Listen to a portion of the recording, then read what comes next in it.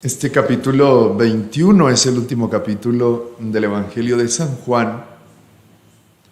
Yo creo que si el Evangelio de San Juan hubiese terminado solo en el capítulo 20, sería muy inconcluso el Evangelio como tal. Que el Evangelio tiene dos finalizaciones.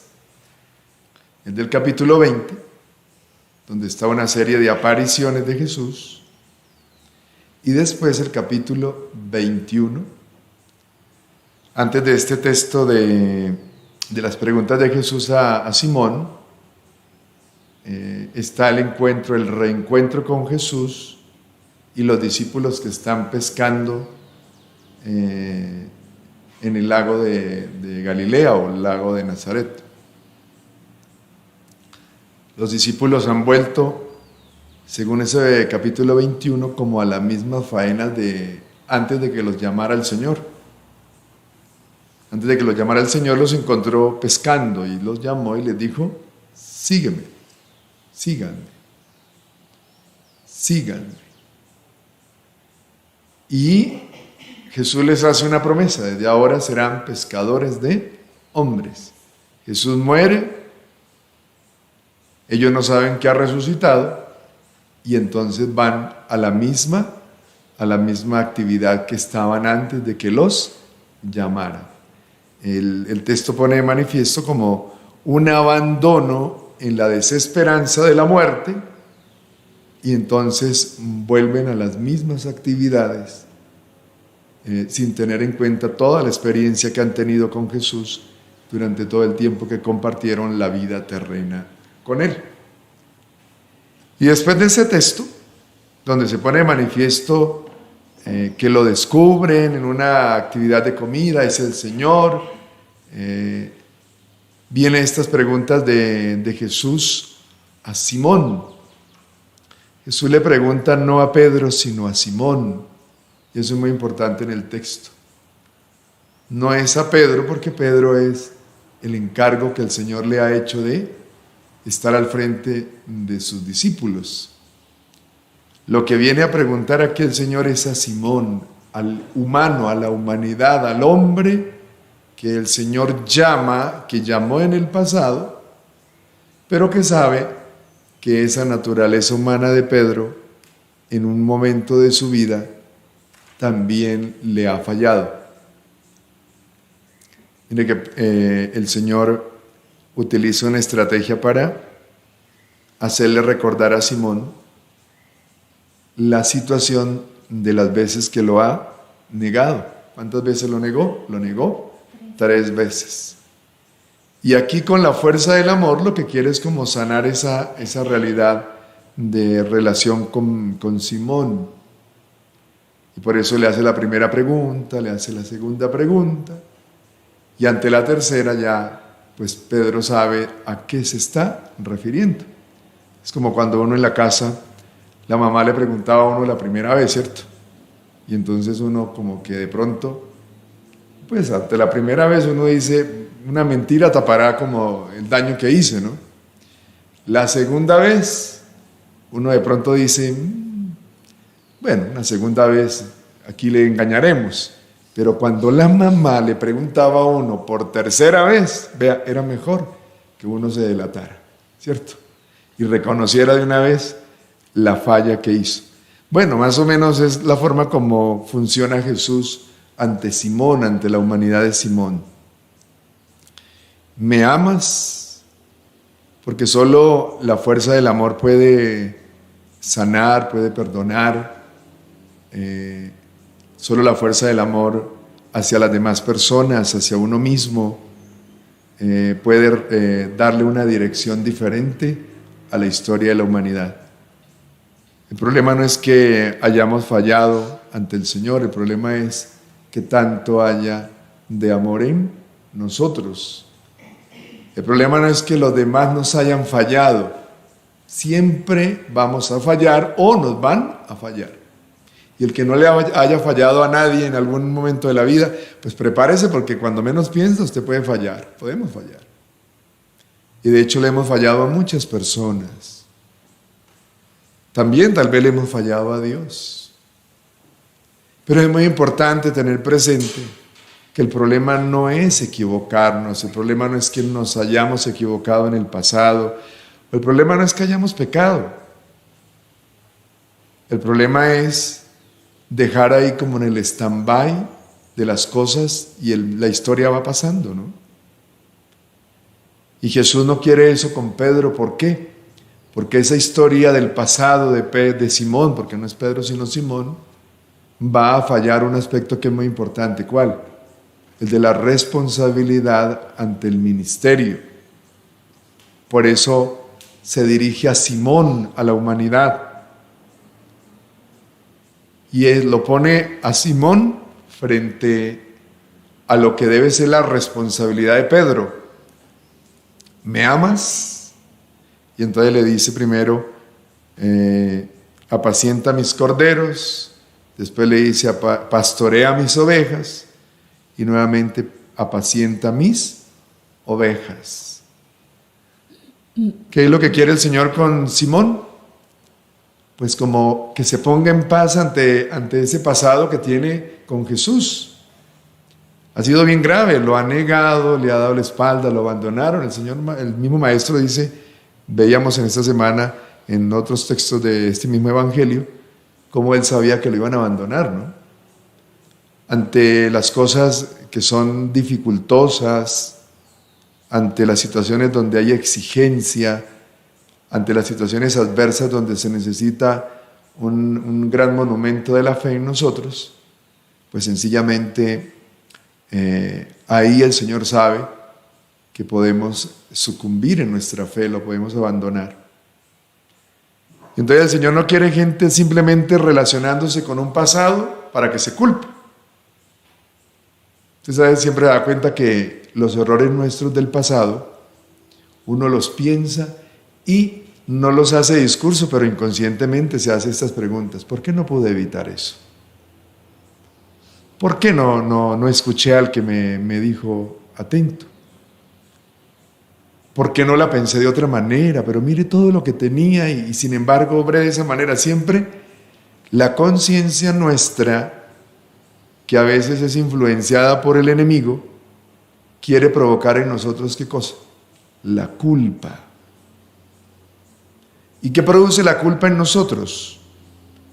La culpa es de las actitudes del ser humano, de los sentimientos del ser humano que más produce destrucción en nosotros. ¿Por qué? Porque sencillamente no nos deja avanzar.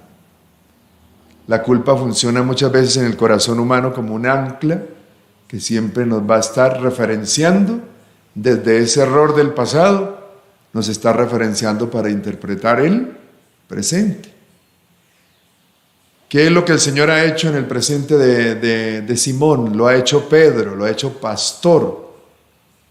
Y entonces el Señor sabe que si no le ayuda a Pedro a superar ese dolor del pasado, de que lo haya negado y lo haya abandonado, el pastoreo del presente, el pastor Pedro, sencillamente va a estar afectado por la culpa del pasado.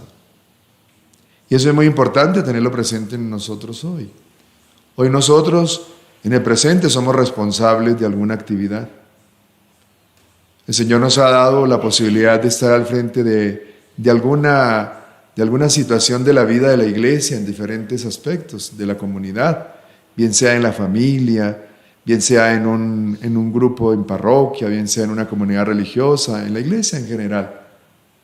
Ese presente se ve afectado por el pasado de Pedro, que niega a Jesús, o del pasado nuestro, que negó a Jesús, y que cuando nos ponemos delante de Él, si no estamos sanados y liberados de ese recuerdo, sencillamente siempre se va a referenciar y nos vamos a entristecer y de pronto vamos a seguir cometiendo los mismos errores y de pronto vamos a estar intranquilos y de pronto vamos a buscar culpables, porque no hay que, cuando uno está herido, hiere, cuando uno se siente culpable, a veces no soporta esa culpa y quiere asociar a otros a la culpa, ¿cierto? eso nos sucede. Así funciona el ser humano. Y entonces por eso el Señor quiere con esta pregunta: Simón, hijo de Juan, ¿me amas? Simón, hijo de Juan, ¿me amas más que estos? Simón, hijo de Juan, ¿me quieres? Y tendremos que ponernos delante del Señor y tal vez decir como el mismo Pedro, allá en el Evangelio mismo de San Juan, en el capítulo 6, cuando algunos abandonaron al Señor: Señor, ¿a quién iremos? ¿A quién iremos? Solo tú tienes palabras de vida eterna. Y entonces la cuestión no es huir. A uno le encanta huir, siempre, todos los seres humanos, hasta el más santo y encrespado en la santidad, siempre le encanta huir. Porque vea que desde Adán y Eva es lo mismo, ¿no? ¿Qué pasó con Adán y Eva cuando le fallaron al Señor? Empezaron a huir. Esa es la naturaleza humana herida. Y eso es lo mismo que hicieron los discípulos. Murió el maestro, lo abandonaron, ¿y qué hicieron? Huyeron, se fueron a lo mismo de antes. Como decir, aquí me refugio, aquí busco mi escondite, aquí estoy donde no me mire el Señor. Y entonces uno puede pasar toda la vida huyendo, no físicamente, sino puede estar huyendo en sus sentimientos, puede estar huyendo en sus pensamientos, puede estar huyendo en sus responsabilidades, y sencillamente uno se puede pasar toda la vida huyendo, creyendo que así va a encontrar la paz, la tranquilidad en su historia. Por eso Jesús, como habla aquí del seguimiento, una de las características del seguimiento de Jesús, ¿cuál es? El que quiera ser mi discípulo, o sea, el que me quiera seguir, discípulo es eso, seguir a Jesús, niéguese a sí mismo, tome su cruz cada día y sígame. Uno no toma la cruz para restregarse el dolor y el sufrimiento. Uno toma la cruz porque hay que buscarle una solución, no con la mera fuerza humana, porque a veces es insuficiente la solución de la condición humana. Necesitamos exponernos delante del Señor, que no nos va a juzgar, sino ante el rechazo que hemos tenido hacia Él en alguna situación, Él nos va a preguntar si lo seguimos amando. El problema no está en que le hayamos rechazado al Señor, sino la cuestión es que tanto hoy lo seguimos amando para seguirle respondiendo al Señor. Y para eso hay que quitarnos los títulos, para eso hay que quitarnos las dignidades, para eso hay que quitarnos el que tenemos esta responsabilidad, porque a veces eso no nos deja mirar la humanidad nuestra. El Señor no se dirige al dueño de la orquesta o al encargado de la orquesta. ¿A quién se dirige? A la humanidad de cada uno, y le pregunta: ¿me amas más que estos? ¿Me amas? ¿Me quieres? Y entonces, si hemos sido capaces de reconciliarnos con el Señor, reconciliarnos con nosotros mismos, ¿para qué estamos aptos? Ahora sí, para pastorear al Señor en el seguimiento que ayudarle a pastorear al Señor en el seguimiento que le hemos propuesto al Señor, que queremos ir detrás de Él. De lo contrario, el servicio, el ministerio, el encargo se va a ver afectado por ese pasado que no hayamos reconciliado en nosotros delante del amor de Dios. Delante del amor de Dios. Hay un texto del profeta Miqueas y del mismo profeta Isaías, cuando habla de nuestros pecados, de nuestros errores, pero sobre todo Miqueas y Malaquías también, pone de manifiesto que cuando Dios perdona las cosas nuestras tiene muy mala memoria. Oiga, Es uno el que vuelve a actualizar el pasado si no se ha perdonado a uno mismo. Y entonces lo que quiere Jesús con Pedro es eso, que sea un servidor, un pastor encargado de las ovejas, en el encargo que tiene y que le ha dado, que esté en paz consigo mismo, porque Él ya le ha perdonado con su muerte y su resurrección aquella ofensa que hizo Él y Él también con todos sus discípulos que lo abandonaron al Señor. Vamos a continuar la Eucaristía. Hoy el Señor nos ha regalado un día para responderle si lo amamos y si le hemos fallado, qué tanto estamos en paz con nosotros mismos o nos seguimos culpando del pasado, que ya no lo podemos cambiar. ¿Qué podemos cambiar? El presente con el futuro. Eso sí lo podemos cambiar, reconciliándonos con el Señor. Y entonces también termina diciendo el texto, recordándonos algo muy importante. Mientras usted pueda decidir la vida, decídala, oriéntela, reconcíliela. ¿Por qué? Porque llegará un tiempo, que el texto lo pone de manifiesto, la vejez, donde usted ya no va a tomar decisiones, sino otros tomarán decisiones por nosotros.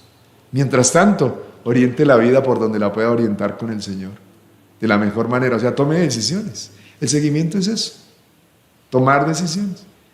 Y si usted ve que no puede ir para el norte, sino para el sur, pues vaya para el sur, no para el norte, ¿cierto? Pero tome decisiones. Yo siempre le aconsejo a las personas esto: tome decisiones en su vida, porque hay gente que dice, han vivido un sufrimiento terrible y les encanta vivir en el sufrimiento, ¿cierto? Entonces le digo, vea, tome una decisión. Toda decisión tiene consecuencias, claro que sí, positivas o negativas, a favor o en contra.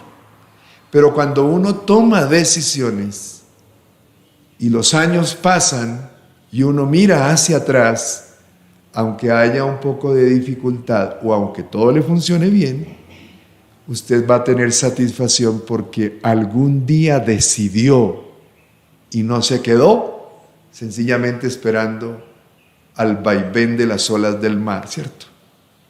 A eso se refiere el Señor. Cuando eres joven, o sea, cuando tienes capacidad de decidir, decide ahora. Cuando seas anciano, ya te vas a tener que resignar, y la resignación produce un daño tan grave como la culpa. Y entonces no podemos vivir en resignación, sino hay que tomar decisiones. Yo así le aconsejo a muchas personas, sobre todo cuando han vivido las parejas, cuando viven esa vida de pareja tormentosa y que no deciden, y ahí acabando su historia, decida ahora en el nombre del Señor y verá que todo va a funcionar mejor en el seguimiento del Señor. Gloria al Padre, al Hijo y al Espíritu Santo. Como era en el principio, ahora y siempre, por los siglos de los siglos. Amén.